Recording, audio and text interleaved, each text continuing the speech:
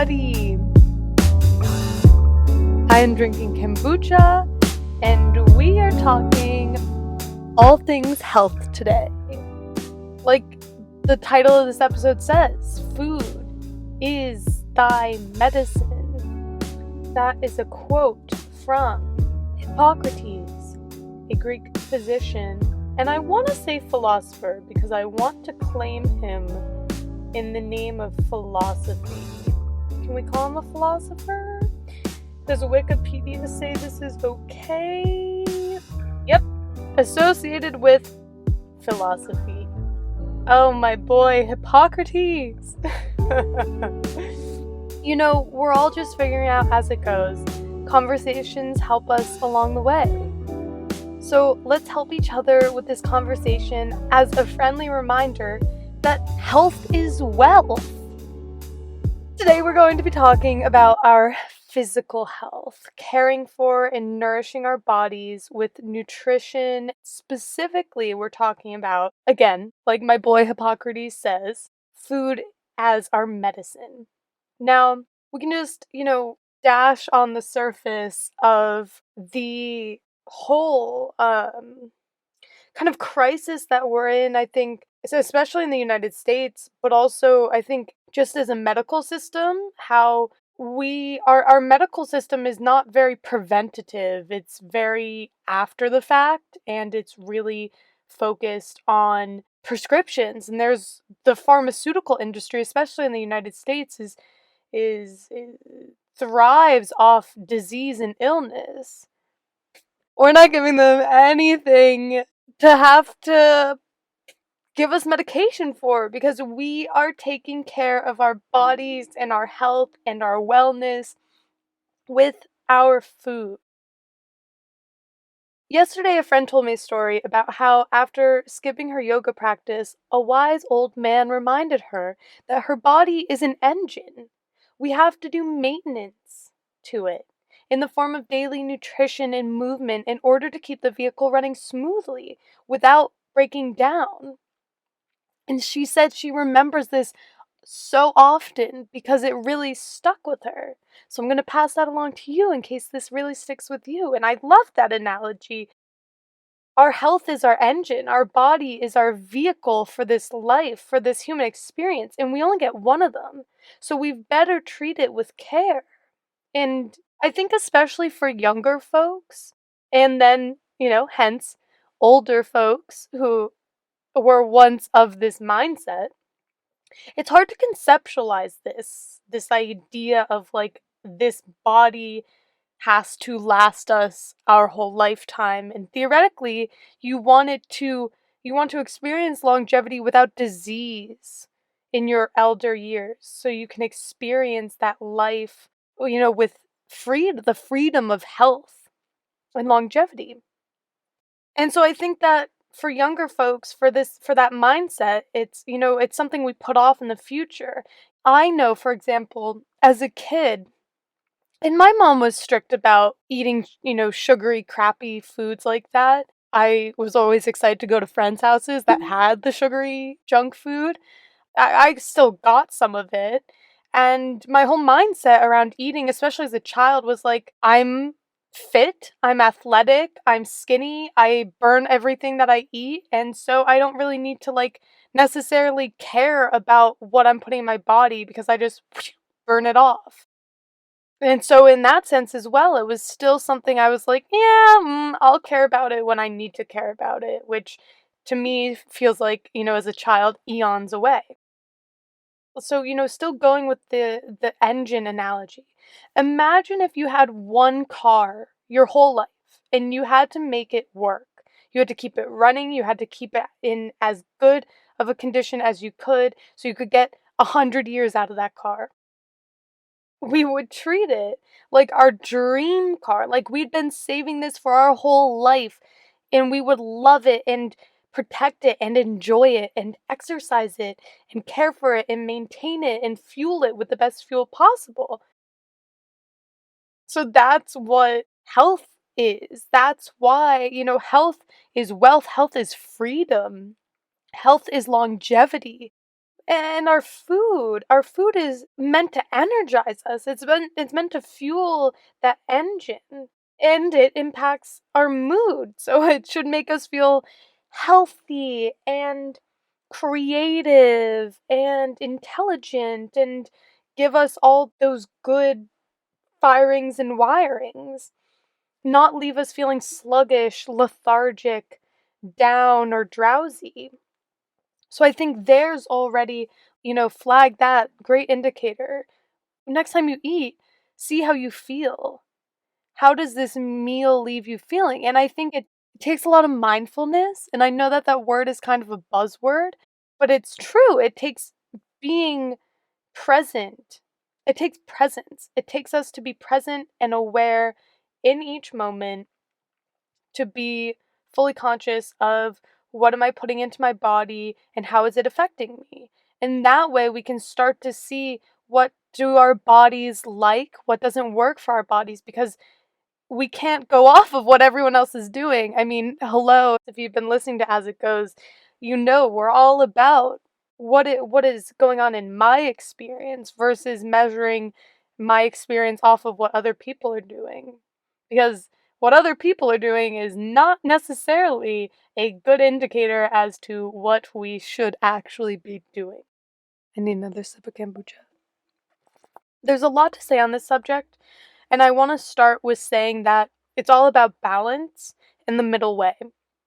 And I say this because, trigger warning, as part of my health journey, I will briefly be touching on my experience with eating disorder and eating disorder recovery, uh, in the light that is the light at the end of the tunnel in that experience, because I know that for a lot of people that experience is something they can live with their whole lives, they can struggle with and not get help with, and that's really hard. And health and physical health is such an essential element of well-being, and so healing that and healing ourselves through food, letting food be our medicine, and healing the disordered thoughts and everything is possible, and it's available. And I want to say, health is a way of life, right? It's wellness, it's well-being. It's not a diet. It's an essential pillar of well-being. And all the pillars are essential, but we're focusing on health today. Health is holistic. It's our energy levels, our vitality, our gut health, our bacterial health, all these micro and macro things we don't even know about that are going on under the surface of our bodies, contributing to our biological functions and functionality. And what we eat plays a huge role in that as the fuel for all of those functions, or the harm to that engine that is feeding those functions. If you're currently experiencing anything from bloating to acne or chronic illness, I encourage you to watch some documentaries we're about to talk about and use the good old internet to do your own research. There's a lot to learn on this subject, and unfortunately, we as eaters and beings and consumers don't know much of it. And knowledge is power. Like we just kind of alluded to, health is deeper than our physicality. Health is way deeper than how we look on the surface. And I think that that's important to bring up here, because on the surface, we can look quote unquote healthy, but we can be struggling with mental illness, physical illness, all of these other things that aren't on the surface. And so it's also really important to highlight that deriving value and worth from that physical appearance will leave us feeling empty and unfulfilled. And it also means needing an external validation to validate the physical appearance. And also, it's something that will change over time, and to cling to that is to cling to a cloud. It's like you're gonna grab it and it's just gonna go poof, gone, because we age, we change, we evolve, you know, and that's the beauty of it. And I love, even on the subject, I love seeing people, especially women, because I think women experience aging shame, or like this whole like we should be anti-aging.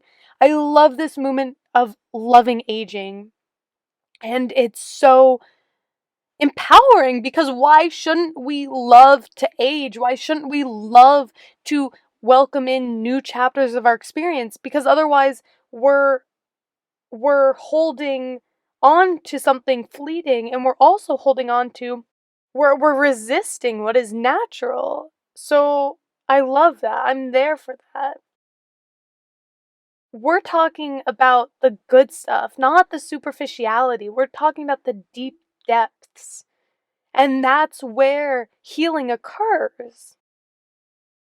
Which brings me to, I wanted to highlight my eating disorder journey for anyone listening that might be able to relate to this. First of all, I think a lot of people experience disordered eating and disordered thoughts around eating without even the awareness that it's something that is causing them harm, and is also something they can have freedom from. Um and it's okay, and there are a lot of people suffering from that. I kind of already alluded to this, but again, as a child, like, I was healthy, I was athletic, I was fit, I was skinny, and I identified with that. That was who I was. So as soon as puberty hit, I was kind of like thrown for a loop, where I was just like, what is going on to my body?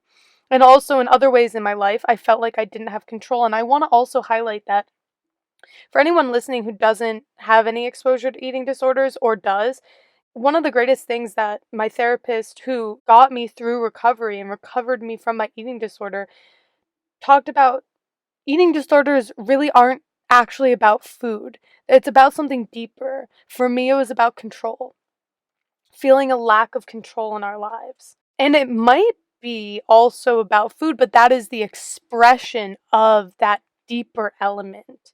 And I think, like I just said, going into that deeper depth of the why behind it is really important and really healing, for me at least.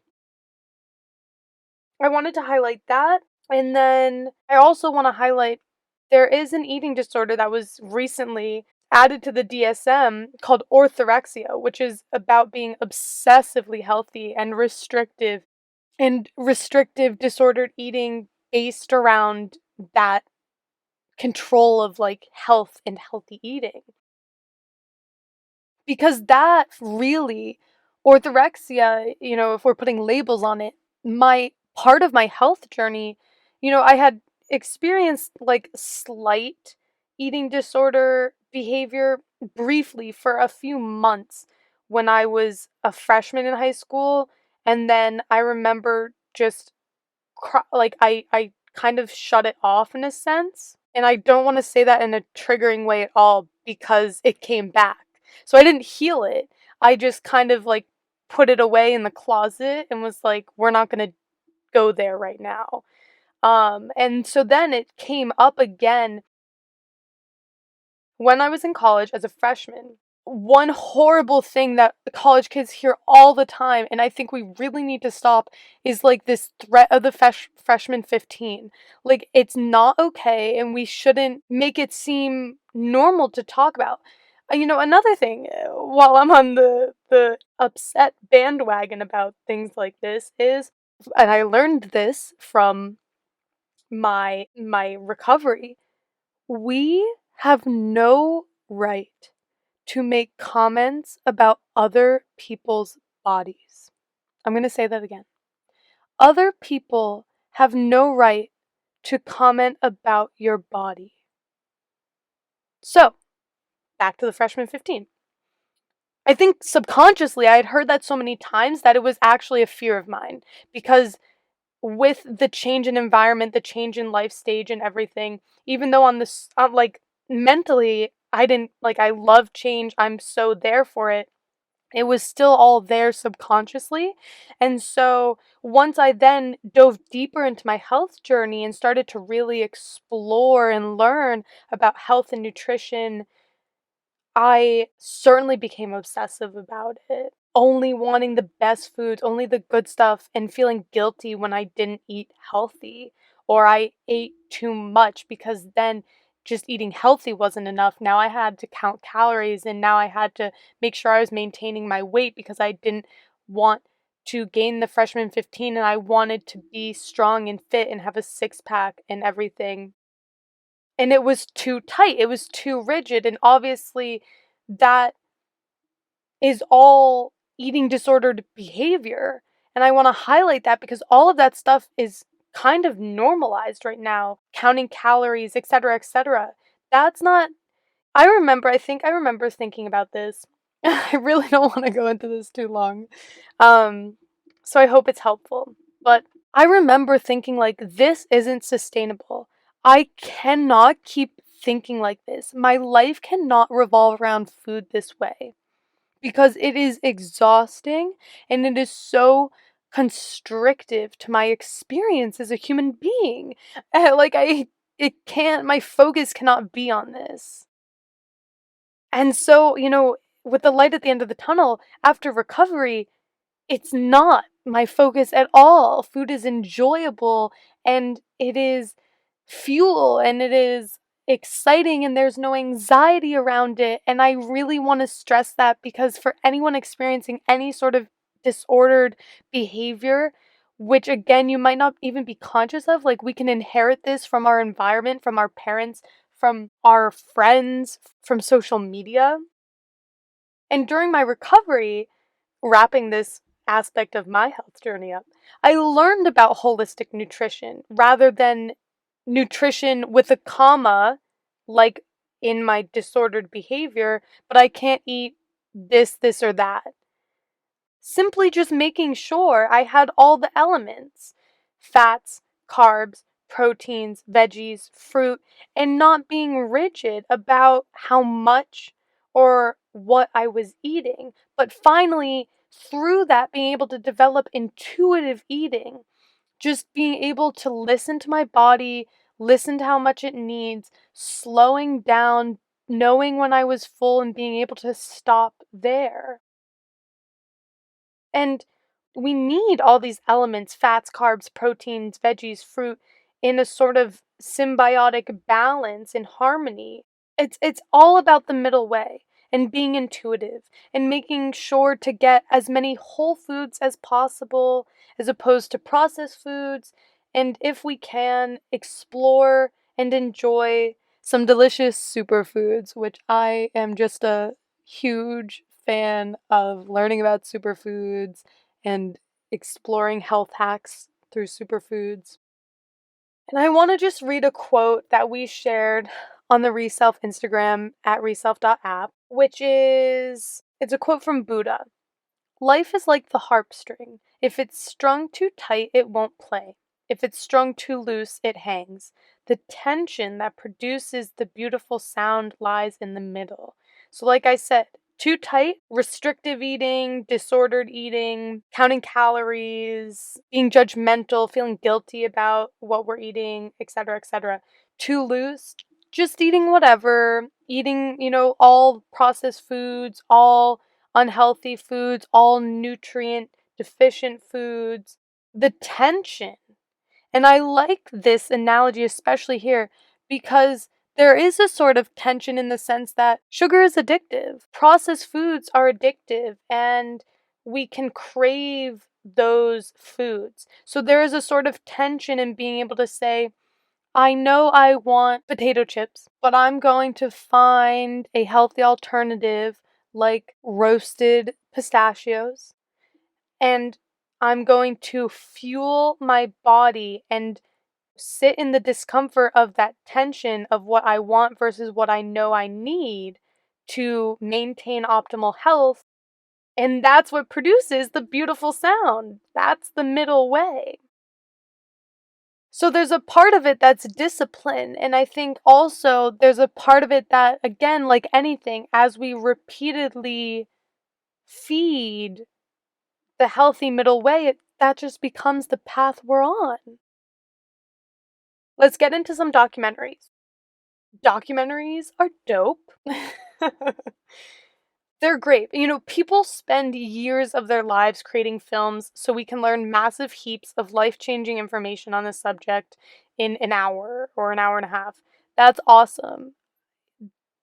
If you're not into documentaries, I really encourage you to just find a documentary that's in a subject matter you care about and ease into it that way. Maybe it's health. And here are some documentaries for you to learn about health. I love the idea of the true cost of something, the cost beyond the price tag. For example, the cost of shipping beyond the price of shipping. So the cost of shipping to the environment, that's obviously not priced. So do we know the true cost of the food we're eating? Not the price, but the cost to our health, the cost to the environment, the cost to the health and well-being of all those involved in the process of producing that food, of getting that food to us. Part of my journey in health education and nutrition started early on, luckily. I remember at my school in second grade learning about Jif peanut butter, and I didn't like peanut butter, so, it didn't really apply to me, so I'm not quite sure why this stuck with me, but they broke down, like, all the unhealthy ingredients in it, like carcinogens and other stuff, and it might have changed since I'm in second grade, but the point is there's a lot of ingredients that are in our foods that we have no idea about, especially the more processed we get. In eighth grade, we watched Food Inc., which details and exposes large-scale industrial. So here we go. We're starting into the documentaries. All of this will be linked in the show notes.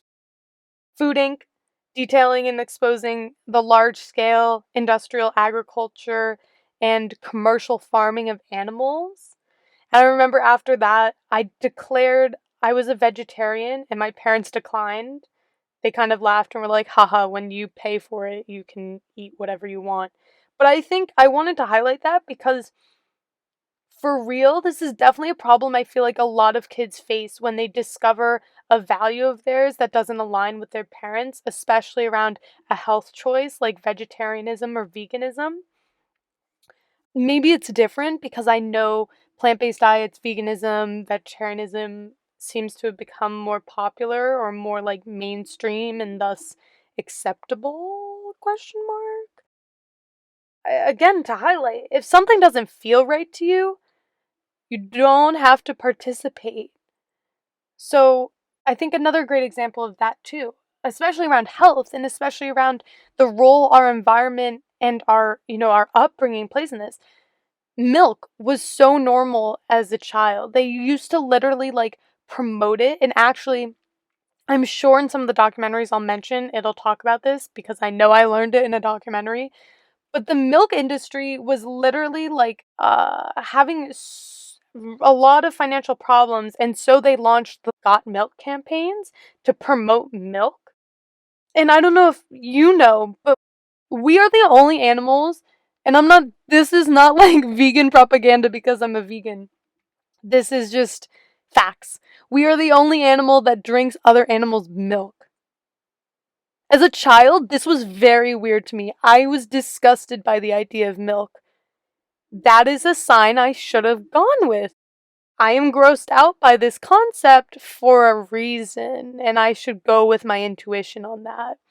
And unfortunately, micro and macro ways that we are silencing our intuition by doing what others tell us to do as opposed to what feels right for us. More documentaries to check out. Forks Over Knives, a brilliant scientific exploration of the benefits of whole food, plant-based diets and how it literally cures disease. You watch the journey of people get off their medications for chronic disease and illnesses, and that's really powerful to watch. Food matters. We recommended this on our Instagram at reself.app in some documentaries we recommend to watch, which details how medicine fails to heal chronic disease, kind of like what I was saying in the beginning, in the shitty things that are done to our food, from pesticides to other chemical ingredients that cause cancer and disease, and how processed foods are nutrient deficient and do more to quote unquote feed our doctors than to feed and promote our health. And when I say feed our doctors, I mean feed our doctors' pockets and the pharmaceutical industry's pockets, because then, we need doctors and we need medicine and blah, blah, blah. And I'm not saying we don't need doctors and medicine. I'm just saying, especially in the United States, we have an incredible health epidemic going on right now as a result of the food we are consuming.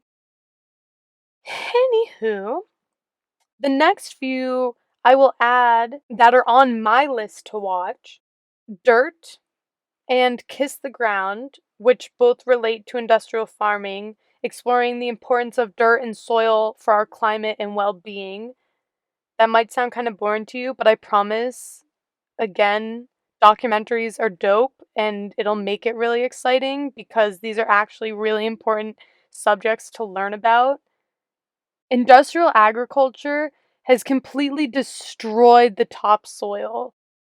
And, part of it is like a catch-22, right? Like, because of our way of life and everything, population has skyrocketed, and thus we've been depending on systems that at one point were fine but are now producing huge strains on our environment and huge costs to us. So we need new ones. And these documentaries help us figure out the ways in which we can develop and support new systems by our own way of life and by our vote with our dollar, because how we spend our money is a vote. We are voting for and against what we support by buying it. Like veganism, for example. If we don't support the eating of animals, I don't eat animals. I'm not contributing to it and I'm not funding it. If I don't support dairy farming, I'm not contributing to it, I'm not funding it. If I find that it has health benefits for me, dope, then I'm doing it. Period. It's about you. And lastly, Seaspiracy. If you eat fish, watch this. And if you're like me and you don't eat fish and you never liked eating fish, watch this too. I am going to watch this. It talks all about commercial fishing and the huge price it has on our environment and the health of our oceans as being essential for our environmental well-being. Like I've said, a lot of eye-opening stuff in these documentaries that'll probably make you mad. Good. Be mad. Be mad and use that energy to fuel your action in a positive direction, like eating more whole foods, writing your politicians, getting involved, starting a community garden, composting, whatever else you feel called to do and try out. Anger can be good. Feel the anger and fuel it into positivity, fuel it into change. That's awesome energy to use as fuel. Lastly, this isn't a documentary, but I just want to highlight this because it's been so helpful for me learning about food from the Ayurvedic perspective. Ayurveda is an ancient Indian medicine system. I really don't know enough about it to talk about it other than in my own, experience and practice. But I learned from Sahara Rose, who is a awesome young woman. Her books, Ayurveda, The Idiot's Guide, and Eat, Feel Fresh, a contemporary plant-based Ayurvedic cookbook, breaks down Ayurveda for the different body types. So essentially, Ayurveda has different body types that align with different needs and types of food to maintain optimal health, which I have loved diving in and exploring, and as soon as I, figured out what my body type was, I was like, wow, this is exactly it. This aligns completely from running cold. Like, I am cold. I have, it's circulation and all these different things. Or if you run hot sometimes, if you're dry, all these different things. And it looks at that holistic symbiotic interaction and figures out these are the foods that are for your type. Super cool. She also has a podcast. Again, links in the show notes. And, here I also think it's really important to just highlight and acknowledge the problem of unequal access and inequality when it comes to healthy foods. Salads are more expensive than a McDonald's burger. Underfunded neighborhoods and cities, low income areas have less access and experience more scarcity, such as food deserts. And learning about this over the years not only fuels my gratitude for my access to healthy choices and in such understanding the importance of making and exercising those healthy choices, but also keeps me on the lookout for the ways I can support projects and businesses making a difference in these areas, in this issue of inequality, like community gardens or farmers markets in areas with unequal access.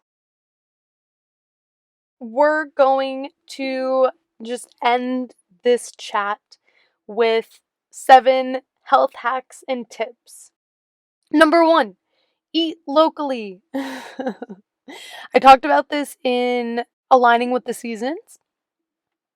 Eat seasonally, eat locally, check where your food is coming from. Because of globalization and because of where we are, we're privileged in the sense that we don't experience seasonal food anymore. You can live in New England and have strawberries all year round. But we can also choose, right, and vote with our dollar. I'll just have strawberries when they're in season locally, and I'll choose to wait for that season, for example. And eating locally helps, again, with the problem of industrial agriculture, eating locally helps support small local farmers. If you're, lucky and have access to a farmer's market, go. If you don't, just again, like I said, check where it's coming from and see how much you can buy from local farmers and such. Number 2, pre and probiotics. Kimchi, kombucha, which is my favorite. These are both fermented foods.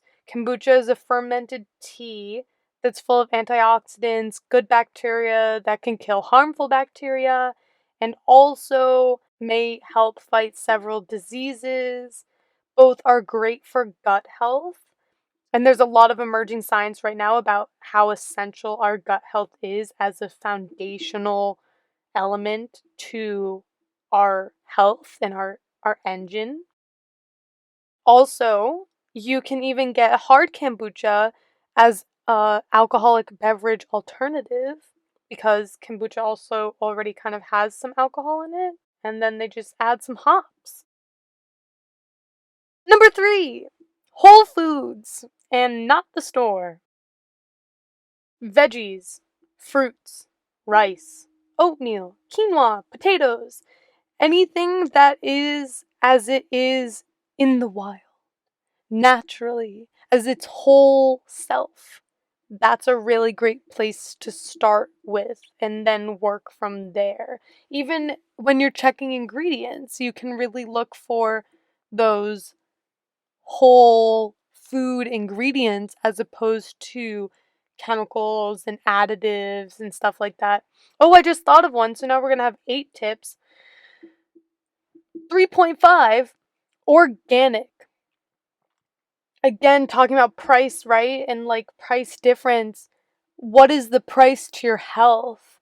Non-organic might be cheaper, but pesticides are so bad for us and we eat that. Just because we wash just because we wash the apple doesn't mean the pesticides are magically gone. Those have seeped into the apple, period, full stop. They're in it. So we're eating them, we're consuming them, and then our bodies have to deal with that.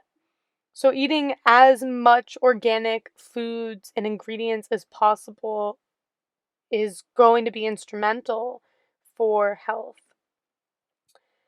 Number 4, learning about your Ayurvedic body type, for example, or other helpful health practices, exploring those documentaries that we mentioned, using the good old internet to do your own research and education on nutrition. Number 5, superfoods. This is one of my personal favorites. Like I said, that I love learning about the different health benefits of certain things. This is an example I'm going to use. Cacao, considered a superfood, is the derivative of chocolate and is really good for us.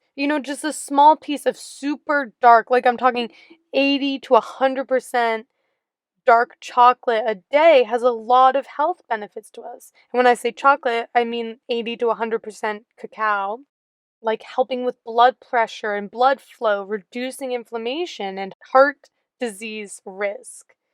And this is, I think, one of the best examples of how commonly processed foods starve us of some natural nutrients. Like a Hershey's chocolate bar is nutrient deficient, junk food, addictive, stuff that makes our engine go, no, no, no, no. Number 6, cook more.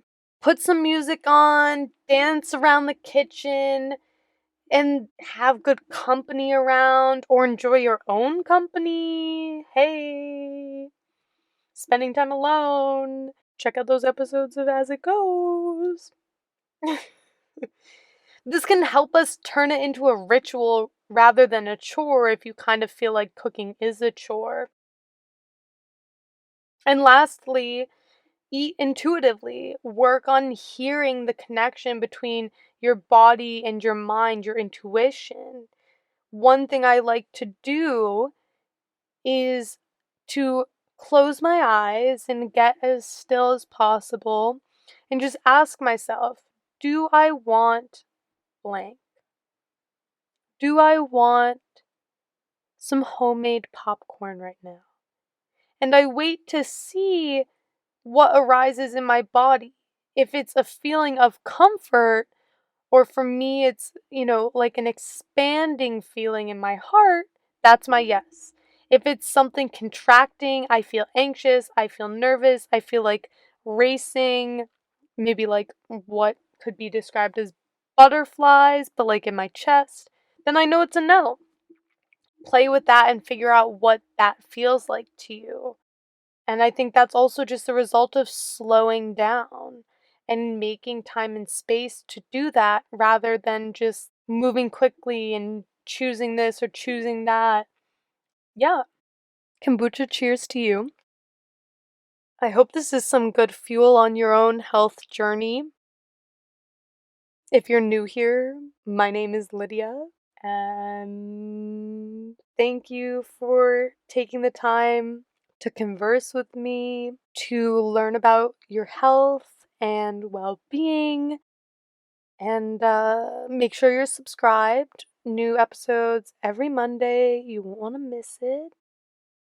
If you haven't yet, make sure you sign up for the Reself waitlist, newsletter, and monthly recalibrate email. That link will also be in the show notes.